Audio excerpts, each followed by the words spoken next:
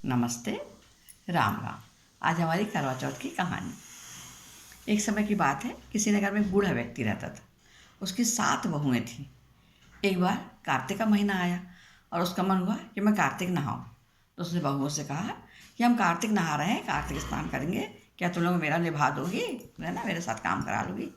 7 में से 6 बहुओं ने तो मना कर दिया, लेकिन बड़ी बहू ने कहा कि हाँ, मैं निभा दूंगी बाबा, आप कार्तिक नहाओ।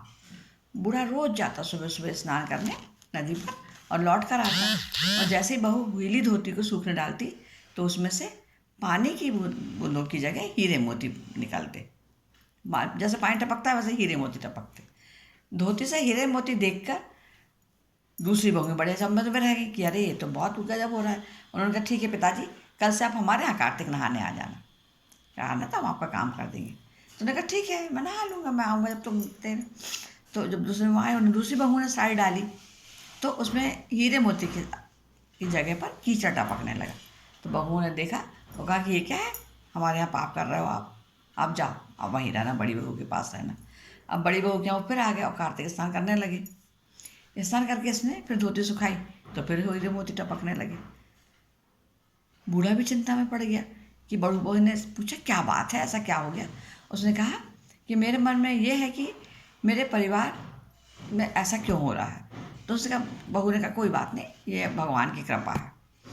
फिर एक दिन उनको देखा कि उन्हें बड़ी चिंता में है बाबूजी, तो उन्होंने पूछा बड़ी बहू क्या बात है, क्यों चिंता कर रहे हो। तो उन्होंने कहा मेरा मन है कि मैं परिवार में एक दिन में सबको खाना खाने पर बुलाऊँ। तो उसने कहा इसमें चिंता क्या बात है बड़ी बहू, बुला लो आप, मैं खाना बना दूँगी। बूढ़ा सभी को निमंत्रण देने चला गया और कहा कि जब तक यह घर पर रहेगी हमारे खाने आ जाएंगे सब लोग, पर बाकी बहुओं ने कहा ये रहेगी तो हम खाना खाने नहीं आएंगे।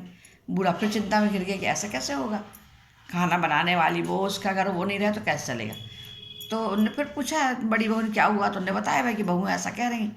ठीक है बोले, मैं खाना बना कर रख दूँगी और चली जाऊँगी, और बाकी सब लोग आकर खाकर चले जाए। उसने ऐसे किया, खाना बना कर रख दिया, अपने लिए 4 रोटी ले ली और खेत पर काम करने चली गई। बाकी बहुएं आईं, उन्होंने खाना देखा तो उन्होंने बाकी बचे हुए खाने में कंकड़ पत्थर डाल दिया और चली गई। और उससे बड़ी बहू आएगी तो बहुत परेशान हुई। इधर खेत में बड़ी बहू जब खाने लगी तो उसने वही बोला, राम जी की चिड़िया, राम जी का खेत, खाओ री चिड़िया भर भर पेट। ससुर ने घर में जगह दी है और मैंने खेत में चिड़िया को बाजरा दिया है। उसने कहा ससुर ने मुझे रखा है और मैंने चिड़िया लोग को बाजरा खाने को दिया है।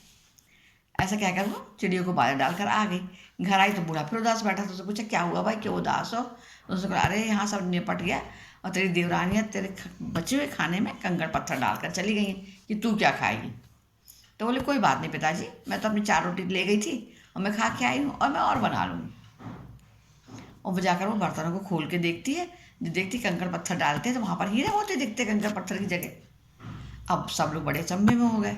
धीरे धीरे उसके घर में बहुत पैसा आने लगा, अच्छे हो गया ना, आय हो गए, सब पैसा आया तो उसने बहुत सुंदर घर बनवा लिया, अन्न के भंडार भर गए। तो उससे एक बहू ने बूढ़े को बुलाकर उसने पूछा, बाबा आपने तो कहा था कि मेरे लिए कुछ नहीं बचा और यहाँ तो हीरे मोती के भंडार हो रहे हैं, है ना, धन की वर्षा हो रही है, तो साधारण सा घर भी हमारा इतना बड़ा मकान बन गया।